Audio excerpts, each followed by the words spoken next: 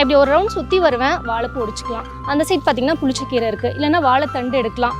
சீசனே எதுவும் இல்லை, காய்கறி சீசன் இல்லை அப்படின்னாலும் எனக்கு ஏதாவது ஒரு இது இருக்கும், இல்லைன்னா பருப்பு, இல்லைன்னா கொள்ளு.